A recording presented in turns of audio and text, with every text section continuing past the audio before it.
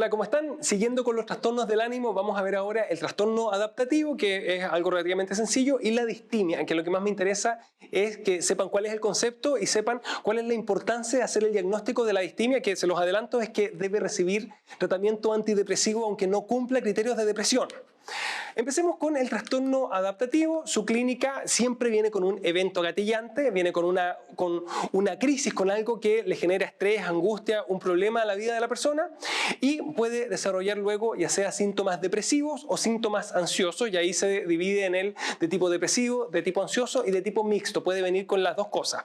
Y lo más importante es que no cumpla criterios de nada más, porque si viene con criterios de depresión, en ese caso ya pasa a ser una depresión reactiva. Si es que cumple criterios de un trastorno de angustia o un trastorno de angustia generalizada o alguna otra cosa dentro de los trastornos ansiosos que vamos a ver después, en ese caso cambia el diagnóstico ya no de trastorno adaptativo, sino que del correspondiente trastorno ansioso. Algo importante, junto con los síntomas, puede venir con conductas desadaptativas, así, ejemplo, que empieza a consumir más alcohol, a ser más desordenado, a trabajar de una manera que no era la que hacía antes, etcétera, algo que refleja que le está pasando alguna cosa relativamente grave en su vida.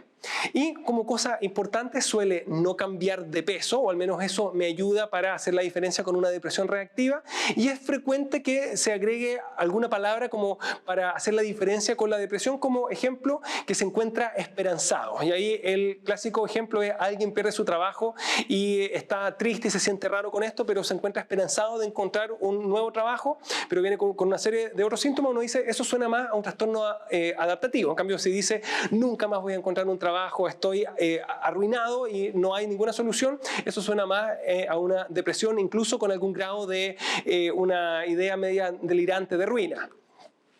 Algo importante, los trastornos adaptativos no necesariamente se quedan como trastorno adaptativo y puede evolucionar a una depresión, se puede complicar y en ese momento ya pasa a manejarse como depresión. ¿Cuál es el tratamiento del trastorno adaptativo? Por regla general es la psicoterapia, y la psicoterapia enfocada en poder manejar y administrar la crisis que tiene en ese momento, que es en el fondo el gatillante. Así que, repito, es psicoterapia enfocado en superar la crisis. Así que habitualmente es una psicoterapia que no se extiende en el tiempo, sino que está muy como enfocada en un objetivo bastante claro. Ahora, se complementa con herramientas cognitivo-conductuales, etcétera, pero fundamentalmente es una psicoterapia cognitivo-conductual enfocada en el manejo de la crisis. Veamos los gatillantes, veamos cuáles son estas crisis, cuáles son las más frecuentes, porque seguramente van a aparecer en la pregunta que esté en el EUNACOM y vale la pena como averiguarla para el enfrentamiento de los pacientes reales también.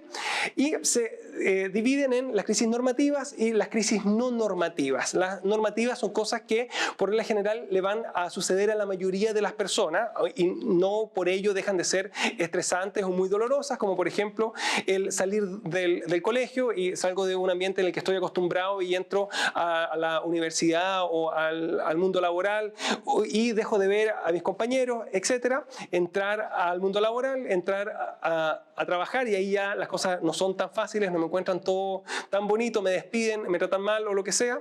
El tener un hijo, ya cuando uno tiene un hijo cambia la vida para bien y para mal, en general para bien por si acaso, pero para los que no tienen hijos les advierto, tener un hijo es algo totalmente distinto a lo que uno imagina tener un hijo. Es algo muy bonito por un lado, muy difícil por otro lado, y las expectativas que uno tiene respecto a lo bonito no se parecen para nada, es totalmente diferente, y lo que uno se imagina para las cosas malas tampoco se parecen en nada. Así que sepan que tener hijos es algo que en lo personal yo recomiendo a las personas que quieran vivir emociones fuertes, ¿ya? Y un cambio sustancial en sus vidas.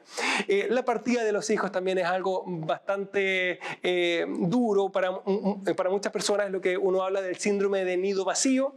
La muerte de los padres también, que es algo que la mayoría de las personas va a ver. A diferencia de las no normativas, que puede ser una enfermedad grave o alguna cosa que lo afecte durante su juventud, por ejemplo, la muerte de un hijo, que es algo que la mayoría de las personas no se prepara para enfrentar. Ser despedido del trabajo, en particular cuando ha tenido un trabajo que ha durado bastante tiempo.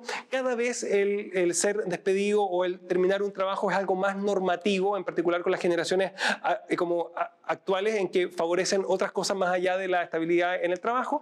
Y el terminar una relación, el divorcio, es algo que habitualmente se ha incluido dentro de las no normativas, pero actualmente, dado la alta tasa de divorcio, suele ser una cosa más normativa que no normativa. Pero más allá de eso, más allá de la clasificación, sepan que cualquiera de esas cosas puede ser suficientemente estresante para generar un trastorno adaptativo más allá de un duelo normal, e incluso una depresión u otra causa de trastorno psiquiátrico, porque recuerden que el estrés y las crisis son las cosas que habitualmente generan estrés, era descompensante de absolutamente todas las patologías psiquiátricas.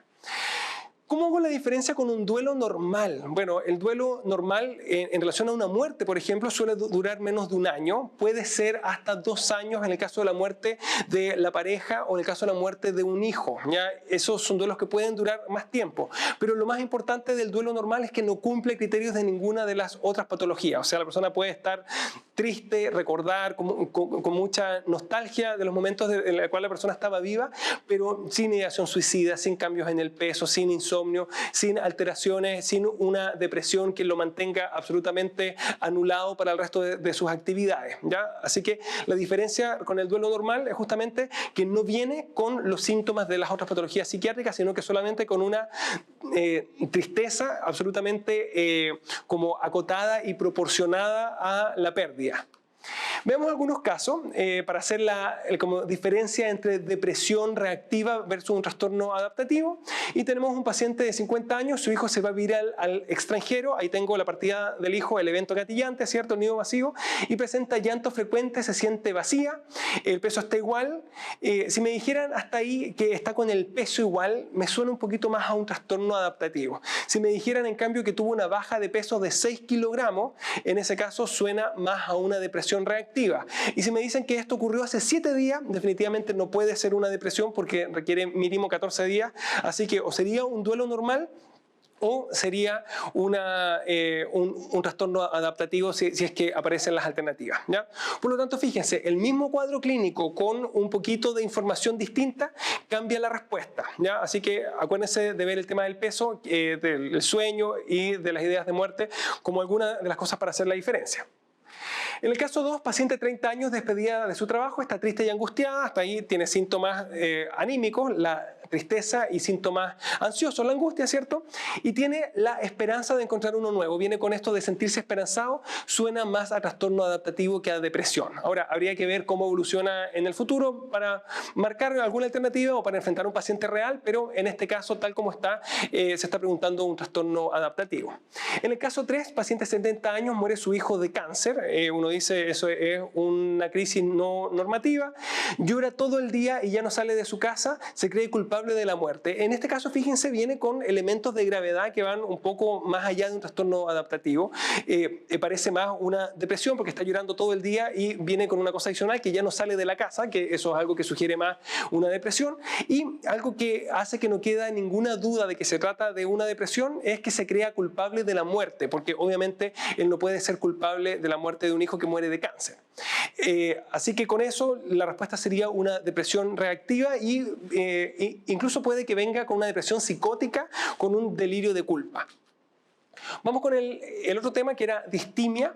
Me interesa que sepan que distimia es lo mismo que depresión menor y sepan que alguien que está con una distimia por mucho tiempo, al cual se le agrega luego una depresión común y corriente, eso es lo que se conoce como depresión doble. La depresión menor más una depresión mayor igual depresión doble.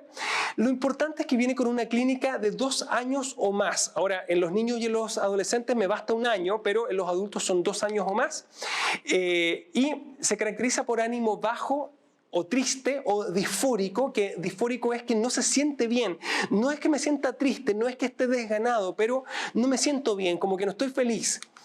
Y lo más importante es que no se cumplen con los criterios de depresión. Entonces, alguien que está así como medio triste, medio bajoneado por algunos meses, uno dice, esto es normal. Ya puede ser un duelo o puede ser alguna otra cosa, pero que ya se me alargue 2 años de no ser feliz, eso es algo que hay que intervenir sí o sí.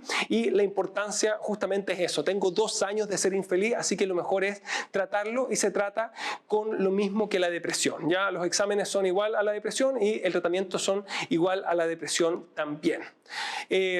repetir el concepto de la depresión doble, ¿cierto? Una distimia más una depresión, o sea, alguien que llevaba 2 años con distimia y que ahora al tercer año o a los 2 años, algunos meses, se le agrega los criterios de depresión, igual se llama depresión doble y el manejo sigue siendo el mismo. La psicoterapia más los antidepresivos, partiendo con los IRS como primera elección.